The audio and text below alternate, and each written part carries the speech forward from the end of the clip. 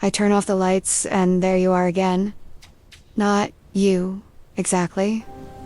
The space where you used to be. The quiet that still holds your shape. It's been years now. I've stopped counting, but my body keeps time differently. Every night, when the house settles and the day finally empties out, I find myself here, in this same place, with the same thoughts circling back. The ritual is always the same. I check the door locks twice, turn off the kitchen light, pause at the bottom of the stairs. That's where it starts, that pause, where the day ends and you begin again. You don't know this, of course. You don't know that I still reach across the bed, sometimes half asleep, expecting warmth that isn't there anymore. You don't know that I bought new pillows 3 times, trying to find ones that didn't remind me of how you used to steal all of them, building a small fortress on your side. The 3rd set is still here. White cotton, nothing special. But they don't carry the weight of missing you the way the old ones did. I think about telling you these small things. Not the big things, those feel too heavy, too finished somehow. But the small things pile up like snow, and I don't know where to put them anymore. Like how I still make too much coffee in the morning. Like how I learned to fix the shower head myself, because waiting for someone else felt too much like admitting you weren't coming back to do it. Like how I kept your coffee mug in the cabinet for 2 years before I finally used it, and now it's just another mug. But sometimes when I hold it, I remember your hands. Like how I changed the sheets to a different color, but the bed still feels too big. Like how I rearranged the furniture twice, but the room remembers where you used to sit. These aren't the things people ask about. When they ask how I am, they want to know if I'm better now, if I've moved on, if time has done what everyone says it does. And I tell them yes, because it's easier, because it's true enough. I am better. I have moved on. Time has done something. But they don't ask about the space between sleeping and waking, when my mind empties out and you drift back like smoke. They don't ask about the dreams that aren't quite dreams, where you're just there, present, not speaking, not doing anything particular. Just there, the way you used to be.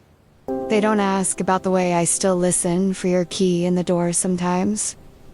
Or how I catch myself buying the bread you liked. The one that's too sweet for me, but that you ate with your morning coffee. I want to tell you that I understand now why you left. Not the reasons you gave. Those were good reasons.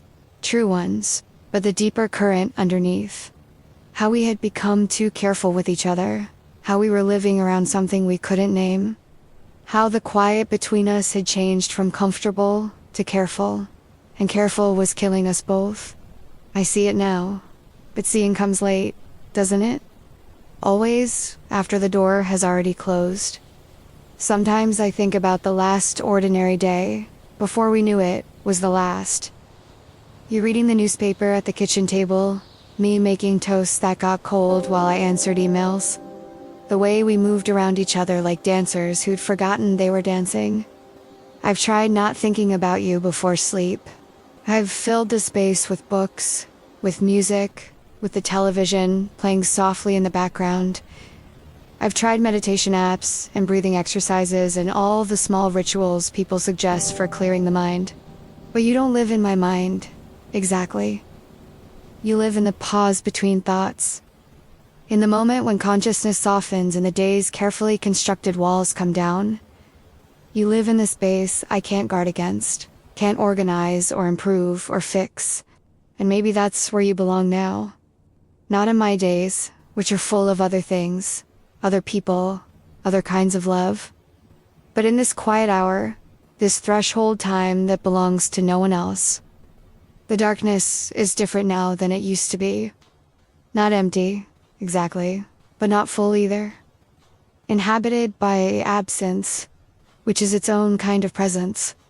I wonder if you ever think of me. Not often, I don't need that, but sometimes. Maybe when you're driving late at night and a song comes on that we used to listen to. Maybe when you smell coffee that's too strong, the way I always made it. Maybe when you're falling asleep in a bed that doesn't know my shape. I hope you do.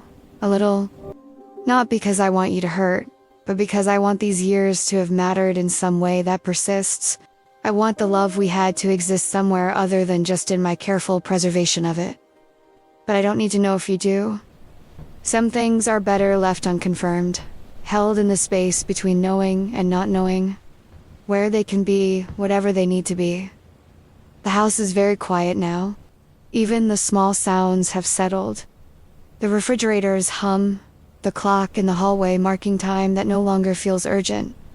In a few minutes, I'll stop writing this letter I'll never send. And I'll close my eyes, and you'll be there in the darkness behind my eyelids. Not demanding anything, not asking to be understood or forgiven or remembered differently. Just there. The way certain people stay with us, not as memory exactly, but as presence. Is a quality of silence that feels inhabited. Tomorrow I'll wake up and make my coffee and go about my day, and you'll fade back into the spaces between things. But tonight, in this moment before sleep, there's room for you here. There's always been room. I've made my peace with that. With carrying you forward not as weight, but as stillness. As a kind of keeping that asks for nothing in return. The pillows are waiting. The darkness is patient. And somewhere in the space between this thought and the next, I'll find you again, the way I always do. The way I always will.